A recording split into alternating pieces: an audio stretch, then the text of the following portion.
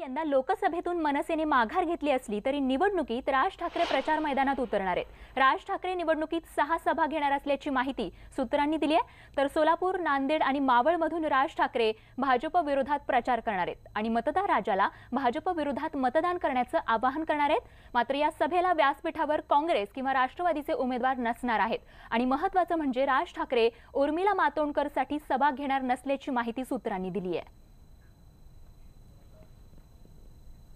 काँग्रेस अध्यक्ष राहुल गांधी आता उत्तर प्रदेशातील अमेठीसह केरळमधील वायनाड या लोकसभा मतदारसंघातून देखील निवडणूक लढवणार आहेत आणि त्यासाठी आज राहुल गांधींनी वायनाडमधून आपला उमेदवारी अर्ज दाखल केलाय।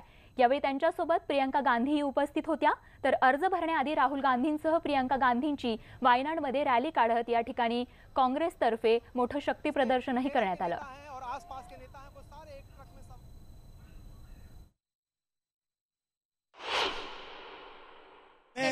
देखिए, मेरा लक्ष्य मैसेज देने का था। साउथ इंडिया में फीलिंग है, तमिलनाडु में, केरला में, कर्नाटक में, कि जिस प्रकार से सरकार काम कर रही है, जिस प्रकार से नरेंद्र मोदी जी आरएसएस काम कर रहे हैं,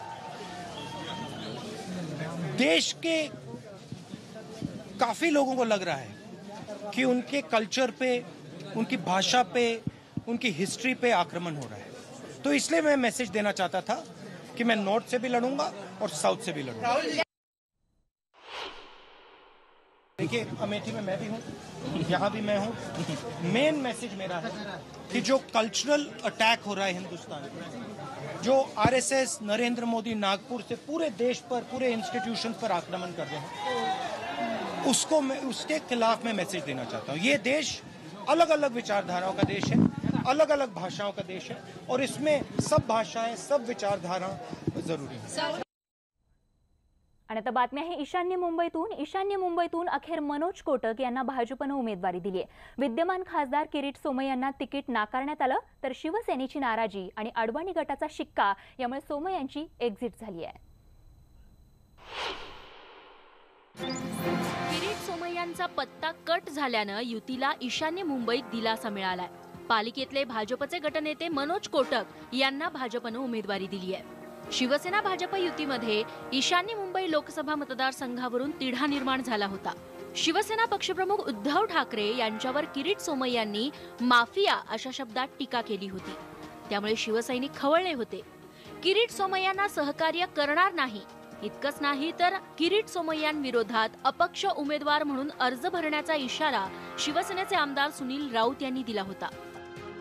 ईशान्य मुंबईमध्ये डॉक्टर किरीट सोमय्या यांचं सांसद म्हणून उत्कृष्ट काम आहे आणि पक्षाने जी जबाबदारी माझ्याकडे दिलेली आहे ते किरीट सोमय्यांच्या आशीर्वाद आणि सहकार्याने मी पुढे नेणार आहे। ज्यावेळी आपला भाऊ खासदार होत असेल तर प्रत्येकाला आनंदाची क्षणचा एहसास होत असतो। मला पण खूपच आनंद होत आहे की योग्य व्यक्ती प्रतिनिधित्व करणारा ईशान्य मुंबईत आणि आनंदाच्या क्षणी आम्ही कुणाबद्दल काही कटुता ठेवत नाही। किरीट सोमय्यांनी मातोश्रीची भेट घेण्याचे प्रयत्नही केले, पण उद्धव ठाकरेंनी दाद दिली नाही। प्रसाद लाड यांनी केलेली शिष्टाईही अपयशी ठरली। प्रवीण छेडा यांनी मातोश्रीवर जाऊन उद्धव ठाकरेंची भेट घेतली होती। किरीट सोमय्यांना असलेला ठाम विरोध शिवसेनेनं वेळोवेळी दाखवून दिला। शिवसेनेच्या कठोर विरोधामुळे हा वाद दिल्ली दरबारीही गेला। दिल्लीतली गणितही सोमय्यांच्या विरोधात गेली, कारण किरीट सोमय्या हे अडवाणी गटाचे आहेत, त्यामुळे मोदी शहा यांच्या गुडबुकमध्ये किरीट सोमय्या कधीच नव्हते। लोकसभा निवडणुकीत प्रत्येक जागा महत्त्वाची आहे। अशावेळी शिवसेनेला नाराज करून एक जागा कमी करण्याची रिस्क घ्यायला भाजप तयार नव्हतं। परिणामी विद्यमान खासदाराचं तिकीट कापण्याची वेळ भाजपवर आली। उदय जाधवसह bureau report, news 18 Lokmat, Mumbai. तर ईशान्य मुंबईनंतर आता जाणार आहोत औरंगाबादला। औरंगाबादमधल्या लोकसभा निवडणुकीचं चित्र आता स्पष्ट झालंय। वंचित बहुजन आघाडीचे उमेदवार इम्तियाज जलील यांनी उमेदवारी अर्ज दाखल केलाय, तर अब्दुल सत्तार यांनी अपक्ष उमेदवार म्हणून शड्डू ठोकलाय। परिणामी शिवसेनेचे चंद्रकांत खैरे आणि काँग्रेसचे सुभाष झांबड अशी चौरंगी लढत आपल्याला इथे बघायला मिळणार आहे। एमआयएमचे आमदार इम्तियाज जलील यांनी शक्तीप्रदर्शन करून उमेदवारी अर्ज दाखल केला। शहरातल्या भडकल गेट ते शहागंज या भागातून त्यांनी मोठी रॅली काढली। या रॅलीत मुस्लिम आणि दलित कार्यकर्ते मोठ्या प्रमाणात सहभागी झाले। या रॅलीचं वैशिष्ट्य म्हणजे सगळ्या जाती धर्माचे झेंडे रॅलीत बघायला मिळाले। विद्यमान खासदार चंद्रकांत खैरेंनी 20 वर्षात शहराचा विकास केला नसल्याचा आरोप त्यांनी यावेळी केला। हे औरंगाबाद शहरामध्ये जेव्हा कमी निवडणूक व्हायची ते कोणत्या आधारावर व्हायची, हिंदू मुस्लिम, खान पाहिजे का बाण पाहिजे, मंदिर मस्जिद याच मुद्द्यावर, आणि विकास कुठेच झाला नाही। आता जे कट्टर शिवसैनिक असू द्या ते पण असं म्हणतं की नाही आपण यावेळी जात धर्म मजहब काही बघणार नाही।